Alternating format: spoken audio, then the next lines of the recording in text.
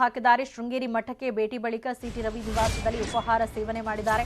ಬಳಿಕ ಪ್ರಬುದ್ಧರ ಸಭೆಯಲ್ಲಿ ಜೆಪಿ ನಡ್ಡಾ ಅವರು ಭಾಗವಹಿಸಿದ್ದಾರೆ. ಪ್ರಧಾನಿ ಮೋದಿ ದೇಶದ ಅಭಿವೃದ್ಧಿ ಬಗ್ಗೆ ಯೋಚನೆ ಮಾಡ್ತಾರೆ. ನಾವೆಲ್ಲ ಇಷ್ಟು ದಿನ ಖುಷಿಯಾಗಿರೋದಕ್ಕೆ ಕಾರಣ ಪ್ರಧಾನಿ ಮೋದಿ ಅಂತ ಪ್ರಬುದ್ಧರ ಸಭೆಯಲ್ಲಿ ಬಿಜೆಪಿ ರಾಷ್ಟ್ರೀಯ ಅಧ್ಯಕ್ಷ ಜೆಪಿ ನಡ್ಡಾ ಅವರು ಹೇಳಿದ್ದಾರೆ. ಪ್ರಬುದ್ಧರ ಸಭೆಯಲ್ಲಿ ಎಲ್ಲ ವಿಚಾರಗಳನ್ನ ಅವರು ಮಾತಾಡಿರುವಂಥದ್ದು. ನಾವೆಲ್ಲರೂ ಇಷ್ಟು ನೆಮ್ಮದಿಯಿಂದ ಖುಷಿಯಿಂದ ಇದ್ದೀವಿ ಅಂತಂದ್ರೆ ಅದಕ್ಕೆ ಪ್ರಧಾನಿ ಮೋದಿ ಅವರೇ ಕಾರಣ. ಅವರು ಮಾಡ್ತಾ ಇರುವಂಥ ದೇಶದ ಅಭಿವೃದ್ಧಿ ಕೆಲಸಗಳೇ ಕಾರಣ ಅಂತ ಪ್ರಧಾನಿ ಮೋದಿ ಅವರನ್ನ ಕೊಂಡಾಡಿರುವಂಥದ್ದು. ಅಲ್ಲದೆ ಚಿಕ್ಕಮಗಳೂರನ್ನ ಕೂಡ ಹಾಡಿ ಹೊಗಳಿದ್ದಾರೆ ಜೆಪಿ ನಡ್ಡಾ ಅವರು. ಶೃಂಗೇರಿ ಮಠದಲ್ಲಿ ಆಶೀರ್ವಾದವನ್ನ ಪಡ್ಕೊಂಡ್ರು. ದತ್ತಪೀಠಕ್ಕೂ ಕೂಡ ಜೆಪಿ ನಡ್ಡಾ ಅವರು ಭೇಟಿ ಕೊಟ್ಟರು. ಇನ್ನು ಇದೇ ಸಂದರ್ಭದಲ್ಲಿ ಚಿಕ್ಕಮಗಳೂರನ್ನ ಕೂಡ ಹಾಡಿ ಹೊಗಳಿದ್ದಾರೆ. ಇದು ಬಹಳ ಪವಿತ್ರವಾದಂತಹ ಭೂಮಿ. ಕಾಡು, ಪ್ರಕೃತಿ, ನದಿಗಳು ವಿಶೇಷತೆಯಿಂದ ಕೂಡಿದೆ. ಭದ್ರಾ, ತುಂಗ, ಹೇಮಾವತಿ, ವೇದಾವತಿಯ ಆಶೀರ್ವಾದ ಈ ಭಾಗದ ಜನಕ್ಕಿದೆ.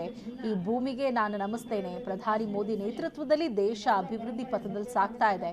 ಕೋವಿಡ್ ಸಮಯದಲ್ಲಿ ಇಡೀ ವಿಶ್ವ ನೋವನ್ನ ಪಡಬೇಕಾಯಿತು. ಆದರೆ ನಾವು ಈಗ ಎಲ್ಲವನ್ನ ಮೆಟ್ಟಿ ನಿಂತಿದ್ದೇವೆ. ದೇಶದ ಎಲ್ಲರಿಗೂ ಕೂಡ ಕೊರೋನಾ ವ್ಯಾಕ್ಸಿನ್ ಸಿಕ್ಕಿದೆ ಅಂತ ಹಲವಾರು ವಿಚಾರಗಳನ್ನು ಅವರು ಮಾತಾಡಿದ್ದಾರೆ.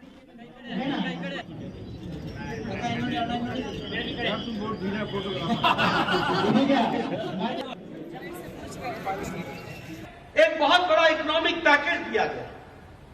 उस पैकेज में more than 20,000 crores was given to the MSME sector. More than 1 lakh crore was given to the in agricultural infrastructure, ताकि agriculture का infrastructure बने.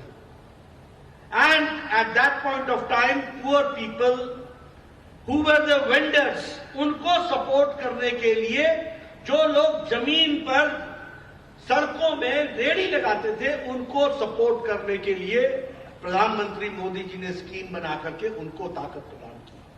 और सबसे